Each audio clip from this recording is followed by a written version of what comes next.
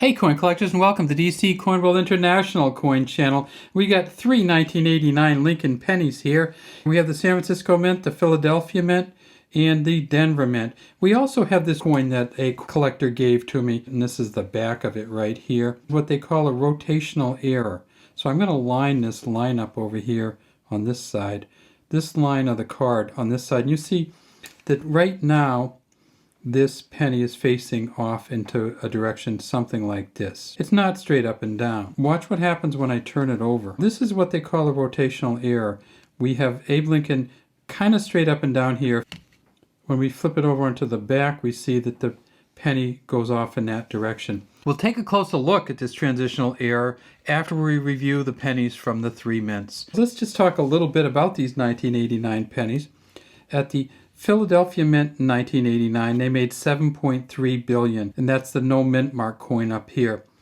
Of those $7.3 billion, they found two so far at a mint state 68 plus, and those are worth $3,250. So you can get a really good coin from the Philadelphia Mint.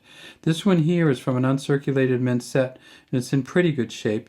It might be as much as an MS 65, but by the time you get from a mint state 68 plus to a mint state 65, you're going way down in value, $10 or less, and that's even though this is a really nice coin, it has to be in the real high upper bracket to be worth anything. This one down here is a San Francisco Mint quarter, and you can tell that it's a proof coin, and just a really sweet proof coin.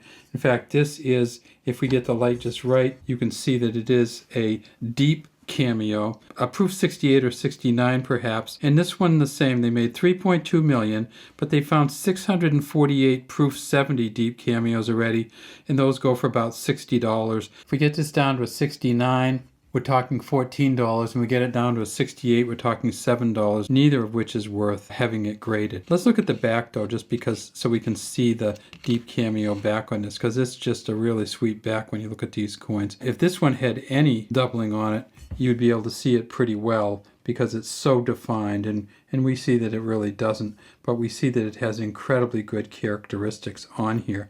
We can also see this kind of mottling down here where the copper coating on top of the zinc makes it look a little bit like a little bit of a rough surface when you tip it back and forth. The Denver Mint, they made them, and the Denver, of course, is the one where they found a bronze or a couple bronze coins from Denver.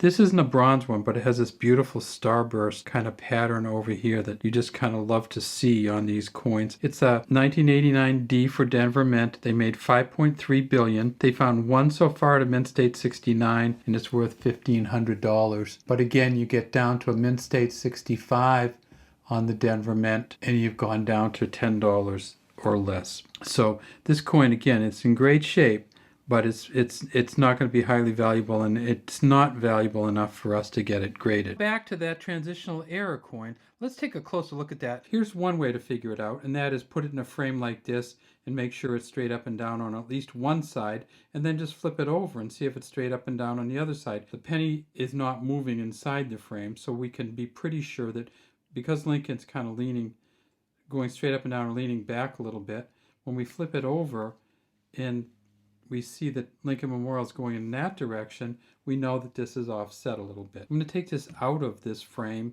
and we'll take a look at it. And I take this one and I flip it over, try to go straight up and down with it, and it's skewed over to the right. You can see a little bit of mess down in here on the front. You can see that there's a double line there. We'll check the back to make sure there's no double die on the back.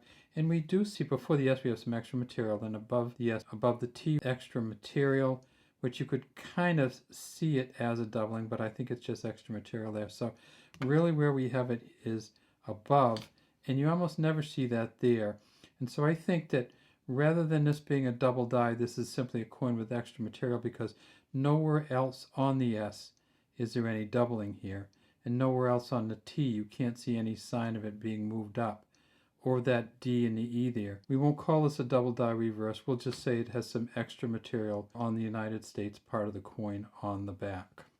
Our three, Denver, Philly, and San Francisco. And here's our rotated penny. If you get all of these together, you may have about 20-something dollars worth of coins, maybe $25 worth of coins. The problem is that in order to get them graded and actually sell them for $20 or more, it's going to cost you probably minimum of $25 or more per coin to do that. It's going to cost more to grade than it's valued at. That's all we have for today from DC Coinroll International Coin Channel. Have a great day and good luck collecting coins out there.